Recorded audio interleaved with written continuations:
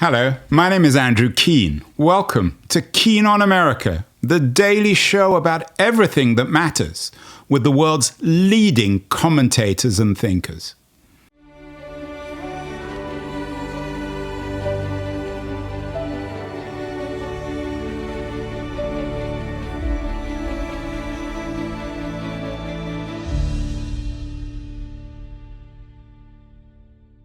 Hello everybody, we are at DLD in Munich, where a lot of the talk is about the speculative AI bubble. Is it a real bubble or is it a bust? Is it a boom? One guy who's lived through one very famous bubble is Bill Gross. He was the founder of Idea Lab, one of the most visible companies or ideas of the dot-com boom and bust, and he's been around a number of boom and bust cycles. He's still with us. He's a regular at DLD and an old friend. Bill, does what's happening with AI, is it in any way like the late 90s when you got your chops with Idea Lab? I think it's way bigger, actually. So I started Idea Lab in 1996, just after Netscape had gone public. And from 1996 to 2000, we started 50 companies, many of which went public, in wild valuations. But it's nothing like what's happening today. Companies are being valued in the billions and hundreds of billions of dollars, not in the hundreds of millions of dollars, so 1,000 times more. People are being offered crazy sums to join companies. You've heard about Facebook offering people multi-million-dollar signing bonuses, $100 million packages. So this is way, way bigger, way, way more investment, trillion-dollar valuations and $1 trillion of investment. However, it's impacting all of society, already has. It's going to continue to impact all of society. And different from the dot-com period, there are serious and fast-growing revenues. So some of the companies that went public back in that period had no revenues. They had users, they had customers, they had what we called eyeballs at the time. People were counting how many eyeballs your website had.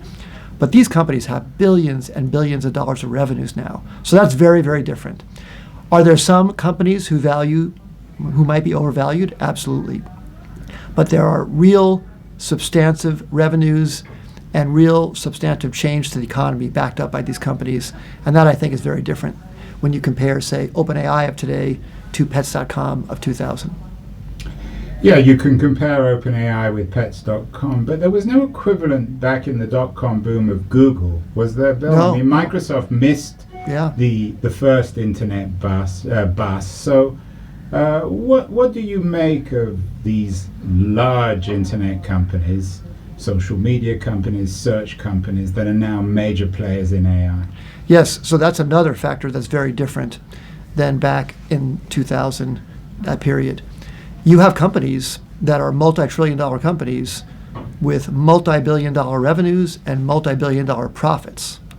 So when Google or Microsoft or Apple or Facebook goes to invest in data centers like they are, they have the balance sheet to back it up. They're not just speculative fly-by-night companies. So that is very different than what we had back in 2000, where every company was a brand new company speculating on a new thing. Now, one thing I would point out about the dot-com boom and crash, during the entire time of the rise and fall, internet usage continued to rise, internet utility continued to grow, number of people getting benefit from it grew, the valuations corrected, but the utility kept on going. And I think that's exactly what's happening now with AI too. The utility is continuing to grow day by day, month by month, like crazy. There might be some correction in valuations to come, not for all companies, but maybe for some. But the utility and the impact on the world is continuing to grow in a steady, monotonic fashion.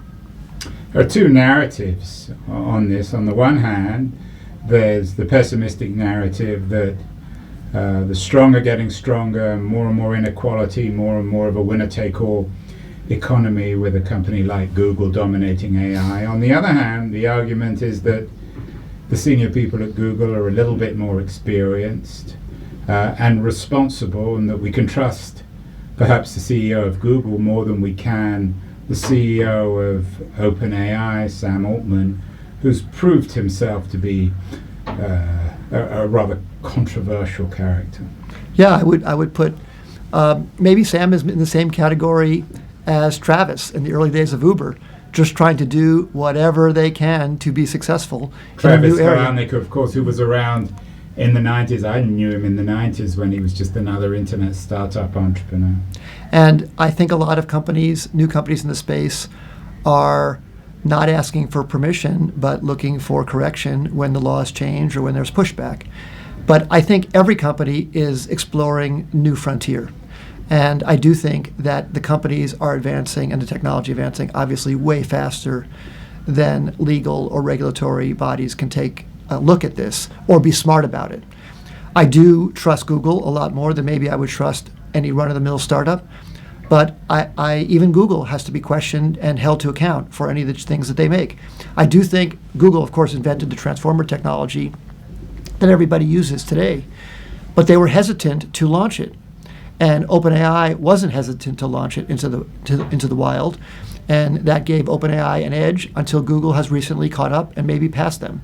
So I think the market corrects for things because companies that have a big installed base want to be safe for their users and also have more to lose. But that's always the case with companies, that a small company can take risks that an incumbent company cannot. And that's the natural process of new companies taking over. It was the process by which Google took over against Microsoft, because Microsoft was cautious about the internet, and Google had no installed base to worry about. They had no revenues to worry about cannibalizing. It's the classic situation of innovator's dilemma. And it would play out over and over again throughout history. It has, and it will continue to. So I don't think anything's any different. To your first point about this maybe pushing inequality, I am scared about that. Companies that have so much market power, like Google, might be able to own this new revolution in a way that young startups might not have a chance. And Google was recently ruled a monopoly, but didn't have any penalties to stop them from remaining a monopoly. And I do think that that can harm innovation if smaller companies can't have a chance to innovate. And I definitely think there is a fear of the big companies getting bigger, and that seems to be happening. What wisdom do you bring, Bill, having been on the front lines of the dot-com boom and bubble and bursting of the bubble to today's environment? Well, the main thing I would say is, in the end, utility to the public, utility to users wins out. So it's always a search for how can you save people time, make people's lives better, make the world more efficient, make business more efficient. That has never changed. That was the same case with the internet boom. That was the same case with the mobile boom, same case with Bitcoin and the crypto boom, and same case with the AI boom. So it's very important for new companies and old companies to just be looking for, how can I make net benefit? If you can give people added value, you can capture some of that value for your company. And hopefully people with good values will take that forward and pursue that. I think that's what's happening, and a lot will play out in the coming years. Things are moving very fast. There's no question. When I was in the PC revolution, back in the 80s and 90s, maybe you would read about things every few months that were new breakthroughs. During the internet revolution, you read about things every few weeks. Now it's every few hours, literally every few hours. There is something new and bold and breakthrough because the whole planet's connected and everybody is working on this. I've never seen anything where the whole world has moved to something so fast. Basically, half the talks here and half the talks in Davos will be about AI. There are talks about other things, but I've never seen anything that dominates the culture so much as this. And there'll be pushback from that as well. But it really is a huge area of opportunity if people can focus on adding value. Bill, I know one of the talks here that it impacted you was by Stuart Russell, who, Yes. I don't know if you call him a skeptic of AI, a very senior computer scientist, teaches at UC Berkeley. What did Russell say here at DLD in Munich that should establish at least a degree of caution on the AI front? Yes. Well, I would recommend everybody listen to his talk. It was really, really great. He was able to explain the challenges in a very eloquent and simple way. I wouldn't even call him a skeptic. I would call him an AI promoter. He loves AI. He just feels that we need to make sure we keep it safe. Like any other technology, whether it's nuclear, automobiles, or airplanes, or drugs, we have rules that each of those things need to pass certain safety bars before we release them to the public. We have a certain standard that we set, maybe that an airplane can't have an accident in 1 in a million cases, or a car can't have a wheel fly off in 1 in n cases. The same thing should apply to AI. If AI has a chance to replicate itself and hurt humanity, and even if it's a 1 in a billion chance, then we should make sure that we monitor it and be careful so we don't release something that will cause us to have that chance. A lot of the AI experts feel that AI maybe has a 1 in 3 chance, or a 1 in 5 chance, or a 1 in 10 chance of harming humanity in a bad way. Well, if we have a ratio that's that bad, we need to be applying some set of standards to it. So his real belief is not that AI is bad, or even that he's a skeptic about it. He's just saying, why don't we have the same safety standards there as we do in almost every area of life where something can cause great harm? And I thought that was very powerful. Jeff Hinton was on the show a few months ago, and he talked about a 15% risk of AI wiping out humanity. That's a pretty big risk. Well, it's a pretty big risk, but then I asked him, well, how'd you get to the number? He said, well, I just picked it out of the sky because he has no idea. What kinds of regulatory measures was Stuart calling? Oh, he has some good ideas. So, for example, he said that in almost all of history, people who have caused great damage to others often did it with words, meaning they mobilized other people to cause harm to other people. Well, AI is very, very good at words. So we should be monitoring the kinds of words, like AI has caused suicides. AI could teach people how to make chemical weapons. There are certain ways that we could minimize the chance of harm by making sure with red tag teams that the AI can't say the things we don't want it to say. And he feels that there could be, for example, a 10-point safety list that AI companies could run against their products and make sure they at least pass those tests before they release them to people. And in fact, the AI companies often do have red tag teams internally to trying to coax AI to do bad things, and they are able to do it, meaning the AI is able to cause the bad things, and they still release them into the wild. So he's just saying, why don't we have some rules that the things that the red tag teams that are going against the AI inside the companies publish their results and at least alert people to those things, or in the absence of having laws that prevent them from releasing the things in the first place. So I think there are basic safety measures. Think about even safety belts in cars.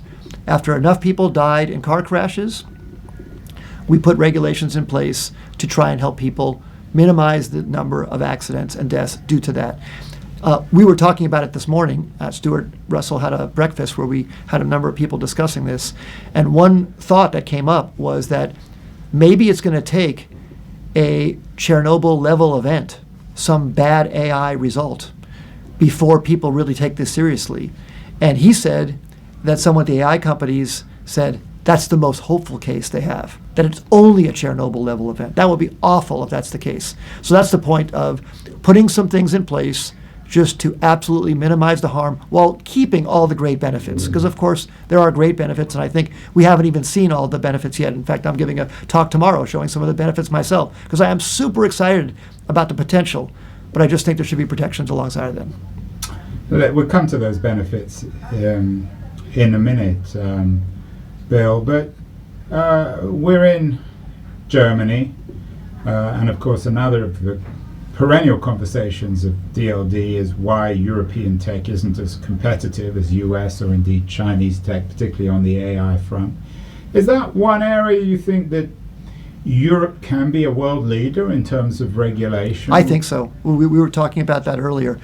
Think about if you put a smart set of things in place that benefited consumers, and the companies that did it would be celebrated. That would put consumer pressure on the other companies to match that. So I actually think, I was talking to Ken Kukia earlier, what about Germany doing that? What about a small country doing it? What about any country starting off to be a leader in this? And then other countries might copy that. And of course, what about a Consumer Reports style rating of the AI companies, say on these 10 metrics?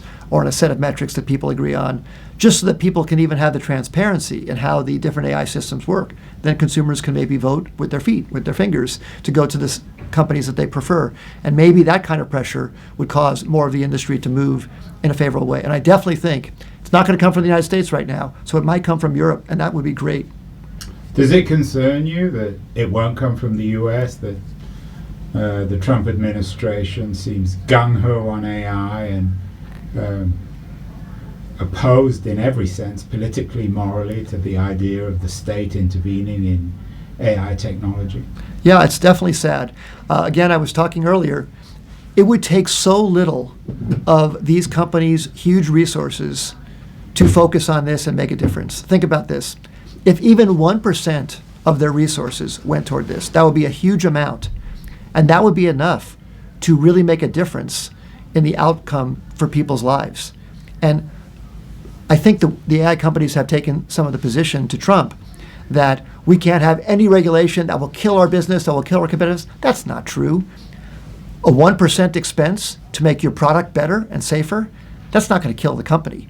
That's going to be a small thing, less than even the taxes that they pay. Be a tiny, tiny amount just to focus on that and make the product better for the world. So I think some companies are more focused on this than others. I think that we can get there. I don't know how long it will take, but it's very important because the risk is real and people have already died. Suicides have already occurred. There have been some settlements. They're expensive. Maybe the companies will realize that it's less expensive to just put the resources on making them safer in the first place than paying out the settlements. I think that hopefully will cause some positive movement in the near future. What about the longer term consequences when it comes to jobs in particular? It's very hard to quantify these things, and every week seems to bring a new report that either argues that AI is having very little impact on the jobs market or a profound impact. If it is indeed found, Bill, by researchers that AI will decimate white-collar work, lawyers come to mind, accountants, doctors, engineers, journalists, university professors, then are you suggesting that there is a need for aggressive regulation? I don't think there's a need for aggressive regulation to stop job loss. I think there could be some things that are done to cause some more even distribution of the wealth. But I also think that human collaboration with AI as a thinking partner is the most powerful thing. And I think educating people on how to be that thinking partner to AI will actually create new jobs. So I'm very bullish on that, but I am very worried about that at the same time. And what are you doing? You're a perennial entrepreneur, perhaps the most entrepreneurial startup guy in California. I'm addicted to entrepreneurship, You're that's for sure. addicted to entrepreneurship. Yeah. You can't give it up, Bill. What? Last time we talked, I think it was a couple of years ago, I came down to your office in Pasadena in California. You were focused on initiatives on copyright and AI. What's your focus at the moment? I'm still very focused on that. That company is prorata.ai, and I really want to try and help creators get their fair share of royalties and revenues when AI engines use their content. So analogous to the way Spotify pays artists or YouTube shares revenue, I would like AI companies to share their revenue with the companies that the content they crawled. And I'm making good progress. Since I met with you, I'd signed up, I think, 5 publishers at the time. We've now signed up more than 1,000. So 1,000 publishers have signed up to our 50-50 revenue share system. I'm distributing those revenues from any earnings that we make. And I'm working to get the AI companies to adopt it. They have not adopted it yet. So for sure, that's still an uphill battle to get the AI companies to adopt that, just as it is to get them to adopt the safety regulations we're talking about. But I believe that over time, a fair revenue share model will evolve, and we'd like to play a big role in making that happen, and I'm very excited about that. I've also been very excited for a long time about productivity with AI, helping people get more out of it, and also very passionate for my whole life about climate and making renewable energy power the planet. Because AI is taking so much energy, I would like to make a system that can have renewable energy power data centers 24/7. So I always love that, and I'm working on that. A number of my companies are working on that. One of my companies, Energy Vault, that's already gone public, is doing that. And I'm just excited to try and help this revolution be good for the planet at the same time as it's good for humanity. One of the other people we interviewed at DLD is Nicholas Thompson, the CEO Yes. of The Atlantic. He told me that he's suing Google because of the very issues you talk about. Why aren't the big tech companies sympathetic to what you're trying to do? I think they will be. So Nick Thompson, I love Nick. He's on the board of my company, ProRata. We talk about this together often. He sued Google because he feels that they're taking his content without compensating him, and also because they've gamed the advertising model. I think there was a third price auction that was set to be a second price, and he's lost a lot of revenue. He thinks maybe as much as $50 million due to their practices. I think those companies, they're making billions and billions of dollars of revenue, and they need to be challenged to distribute that revenue fairly where they've taken advantage of creators. And I hope Nick's lawsuit convinces them of that. But there was a lawsuit recently as well against Anthropic for lifting copyrighted books that were unlicensed to be lifted. And they had a $1.5 billion settlement where authors were paid out by the number of books that were crawled. And that's a good first step in showing that AI companies can deliver value, but also give fair value back to the creators of the content originally. I know that the New York Times is also suing OpenAI. Are you hopeful that this problem will get resolved in the courts? I am hopeful. So there's probably 20, if not 50 different lawsuits. There's people suing Perplexity, there's people suing OpenAI. I think there's a lawsuit against Microsoft, there's a number of lawsuits against Google. They take time to play out in the courts, of course. It's uncertain how they'll rule on these different things. However, I think when the companies see the cost of the settlements, like the $1.5 billion that Anthropic settled for, they'll see that it might be less expensive to just share the revenue fairly in the first place. And I hope that happens. I think it might take another year or two, but it would be really great if that happens. You say share the revenue fairly. Are you suggesting that these big tech companies are unfair?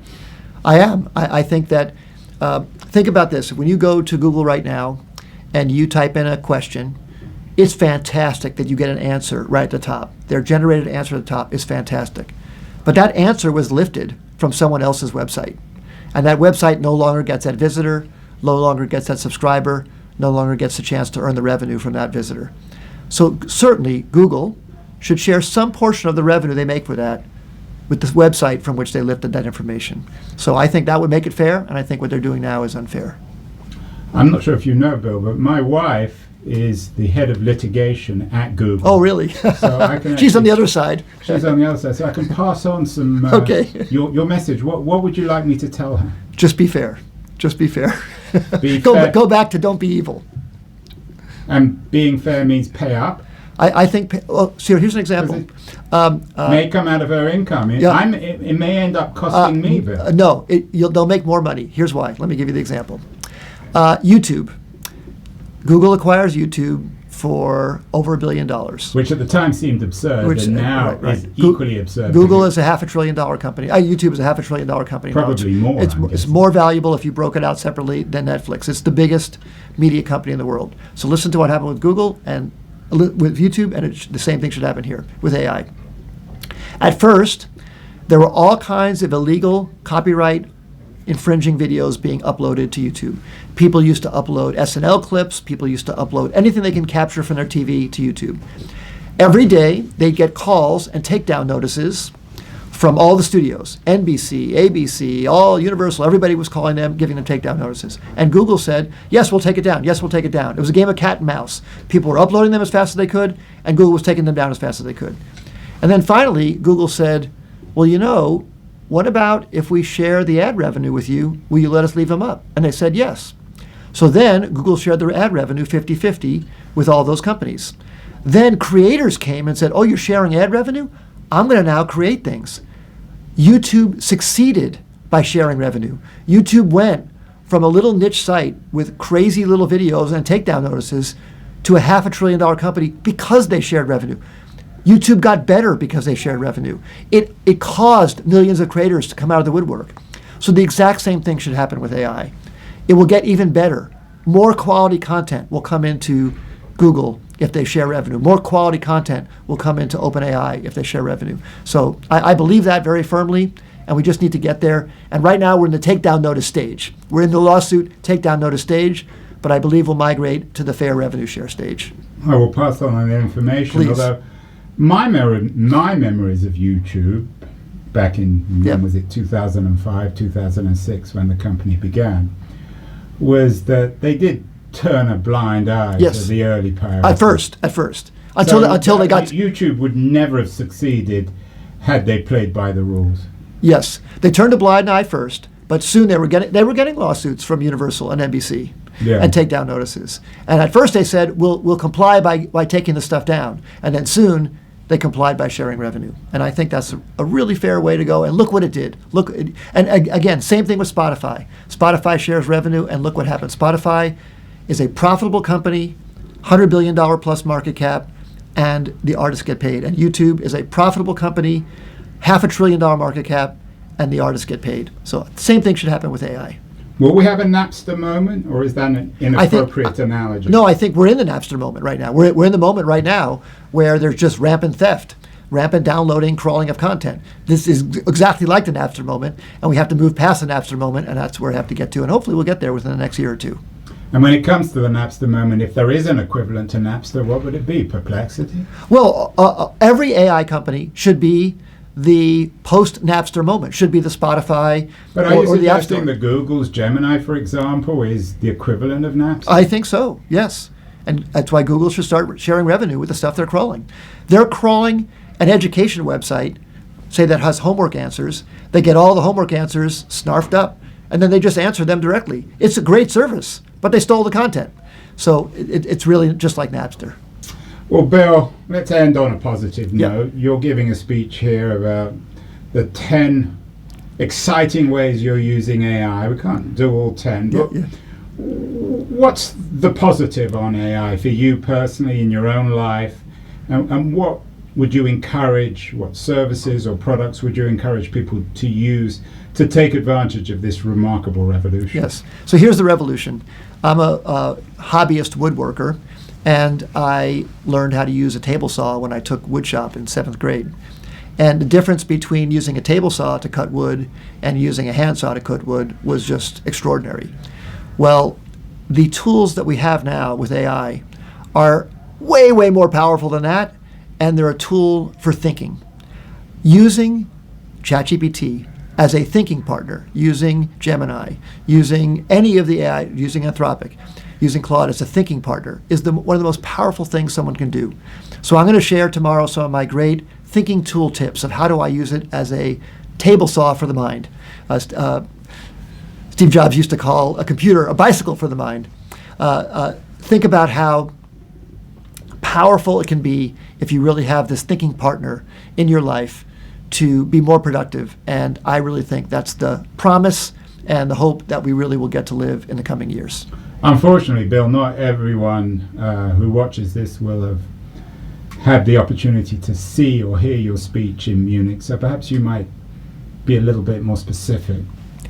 I would say one of the things that I often ask an AI system would be, help challenge me with the pros and cons of this idea. That would be one example. Another one would be, help me complete these thoughts. Another one might be, what are some hidden things about this area that people know but often don't speak about? I want to hear about those things to open my mind to new possibilities. So there's so many things that you can use as a thinking partner to really take any project you have and make it better. And that's what makes me so excited about this new frontier. Well, Bill Gross, as always, innovative, positive, but cautious and realistic. Honor to talk to you, Bill. Keep on fighting the good fight, and we will talk again in the not too distant future. Thank you so much. Thank you very much.